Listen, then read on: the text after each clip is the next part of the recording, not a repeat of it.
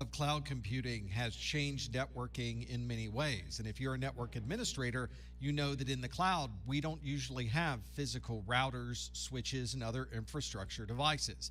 Instead, we need to take these networking platforms we use in the real world and move them into the virtualized cloud-based world. One way that we're able to do this is through the advent of software-defined networking, or SDN. With software-defined networking, we take those devices like switches, routers, firewalls, and other networking infrastructure devices, and we change them to be a software-based platform that we could use in the cloud. This means that we might take something like a switch and separate all of the functions of the switch into individual pieces. We can then take these pieces and then create software versions that we can then run in the cloud. There are commonly three layers or three ways to separate these devices so that we can create some consistency across all of these networking components. The first layer would be the infrastructure layer. Sometimes we hear this referred to as the data plane of that device. So it's common that this data plane would do the forwarding, the trunking, the encrypting, the network address translation, or anything else that needs to occur at that packet level. When our routers and switches need to forward this traffic in the data plane, they need some type of reference to know where this traffic will be going. Most of those references will be in the control layer or control plane of that device. So if you have dynamic routing protocols, a forwarding table in a switch, a network address translation table in a router, all of those are contained in the control plane. And of course, you or some other process is in charge of managing that device. To be able to manage it, we need to log in or access the device via an API or application programming interface. And all of that access is provided at the application layer or management plane of that device. So when you SSH into a router, when you bring up a graphical front end of a firewall, you're managing that device from the management plane. Let's see how this software-defined networking would apply to a physical device. And in this case, this physical device appears to be a switch, but this could be a router or a firewall or any other infrastructure device. Let's start first with that infrastructure layer or the data plane. If you're connecting to a switch or you need traffic forwarded between different interfaces on a switch, that all occurs in that data plane. This means we'll take anything that may be forwarding this traffic on that device and create a software version of that we call the data plane. These devices also need the tables and forwarding structure to be able to understand where traffic is coming from and where you'll be forwarding it to, and all that occurs in the control layer or the control plane. And lastly, you'll be managing this device probably through a console port or management interface to the device, and that section of the device can be created as the management plane. Obviously, with software-defined networking, there is no physical device, but you can see where the data plane, control plane, and management plane are pulled from our physical devices to create this software-based networking infrastructure. This now creates modular layers that you can extend between devices or create new devices, all based on this software-defined networking. If we start, for instance, at the bottom, we know that network traffic will be traversing different devices all at the data plane. So communication between those can occur solely between those particular layers. A device may need to send or receive dynamic routing protocols or create tables for forwarding, and all of those can be done at the control layer or the control plane of software-defined networking. And the layer that you're going to manage these devices from will be the management plane. We usually access the management plane through Secure Shell, Simple Network Management Protocol, or an application programming interface.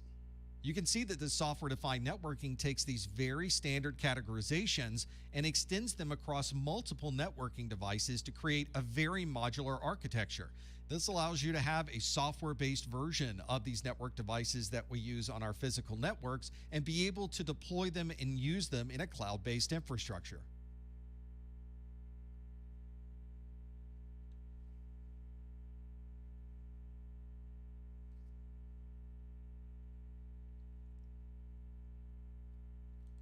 Wireless networks have become almost commonplace in our homes and businesses, and we've almost come to expect that when we walk into a restaurant or a conference room that there will be a wireless network available to use.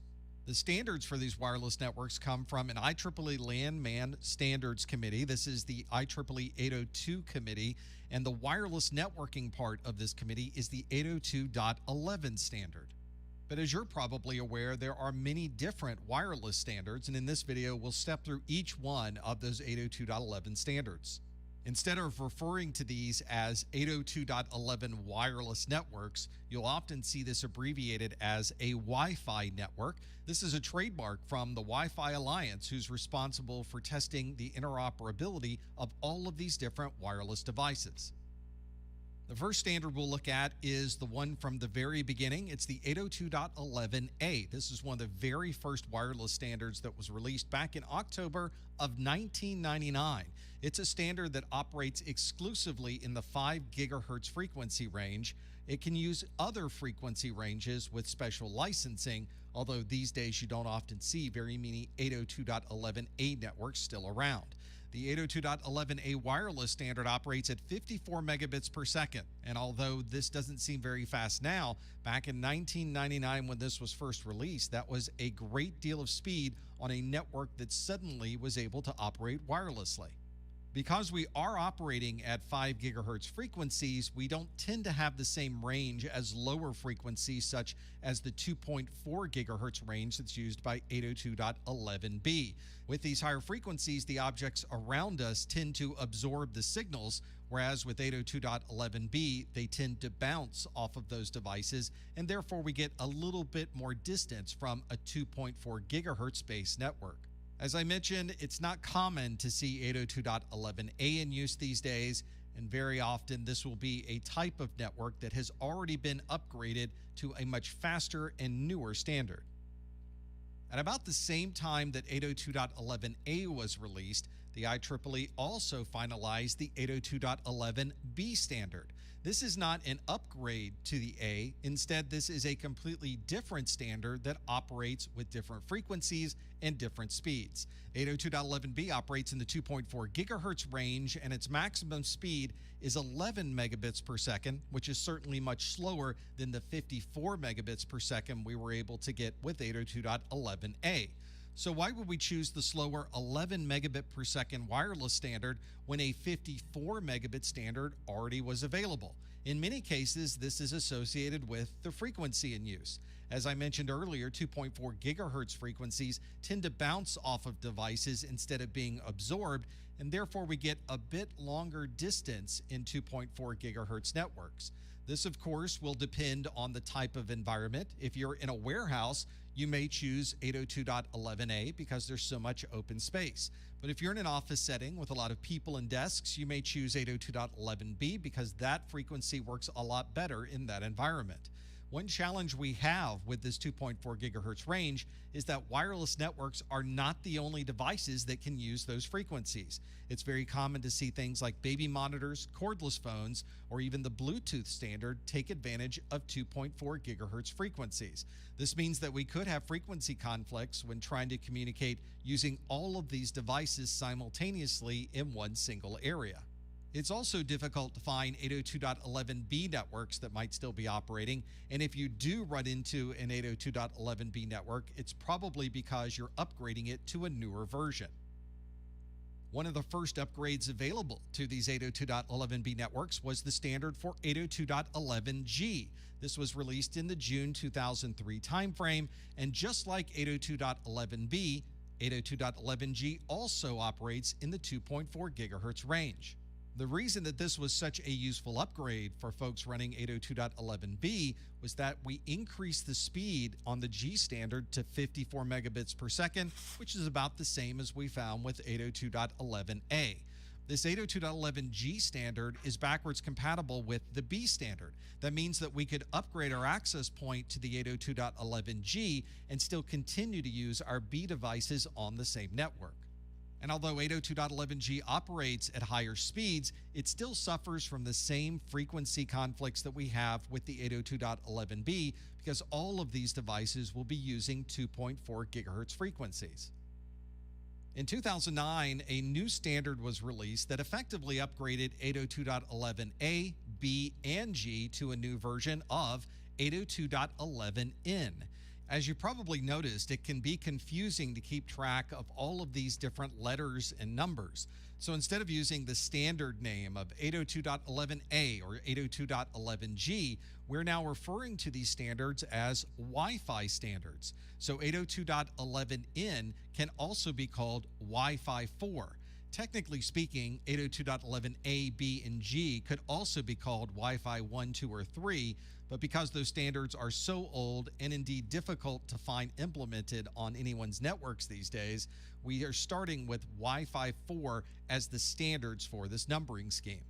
Because 802.11n or Wi-Fi 4 is designed to upgrade 802.11a, b, and g, this standard is able to operate at both 5 gigahertz and 2.4 gigahertz simultaneously if your access point supports that. We also have more bandwidth available for each individual channel. We can have up to 40 megahertz channel widths, and what this really means is we're able to transfer much more data at the same time over this network. If you do have a wireless access point that's able to use those 40 megahertz channel widths and it has 4 antennas on it, you can get a maximum theoretical throughput from 802.11n of 600 megabits per second, which is obviously a large improvement over 802.11a, b, or g. This 802.11n standard also introduced a new form of communication for wireless networks called MIMO, or multiple input, multiple output. This means the devices can transfer much more information simultaneously between the end station and the access point.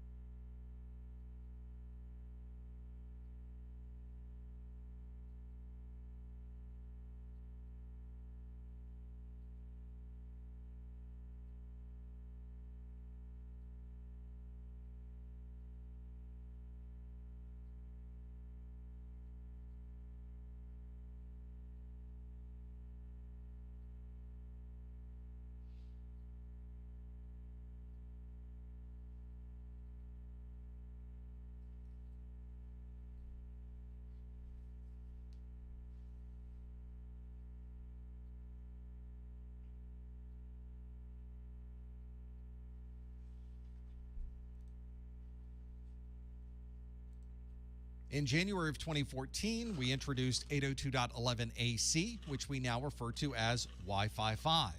And this was another improvement over the previous standard of 802.11n.